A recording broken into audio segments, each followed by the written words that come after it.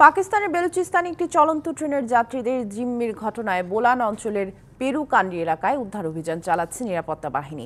এরই মধ্যে অন্তত ১৫৫ জনকে উদ্ধার করা হয়েছে, আর সশস্ত্র গোষ্ঠীর অন্তত ২৭ সদস্য নিহত হয়েছেন।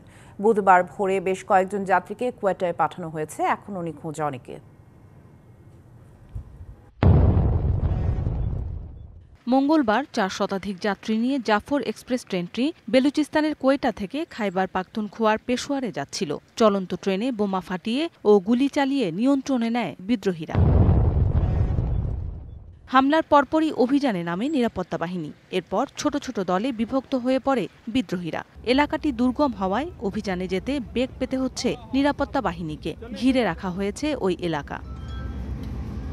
কালার এক্সপার্ট, জর্জ স্যাপ এবং মাইল্ড অন হ্যান্ডস টেকনোলজি সমৃদ্ধ অরিক্স ক্রিস্টাল ওয়াশ আপনার নন।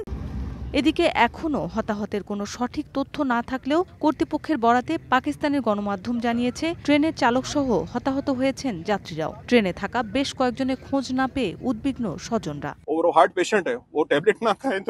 আমার বাবার হৃদরোগ আছে, তাকে সবসময় ওষুধের উপর নির্ভর করতে হয়। এখনো আমার বাবার খবর পাইনি। সরকারকে অনুরোধ করছি দ্রুত বিষয়টি সুরাহা ও প্রিয়জনদের খবর জানাতে।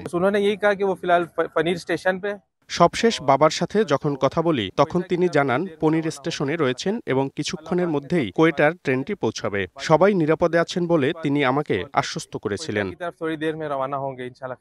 এরই মধ্যে হামলার দায় স্বীকার করেছে বিদ্রোহী গোষ্ঠী Baloch liberation army BLA। Railway কর্মকর্তারা জানান জীবিত উদ্ধার করা হয়েছে শিশুসহ বেশ কয়েকজন যাত্রী। এদের মধ্যে কয়েকজনকে পাঠানো হয়েছে কোয়েটায়। মৌসুমী শান্তা, DBC নিউজ ডেস্ক।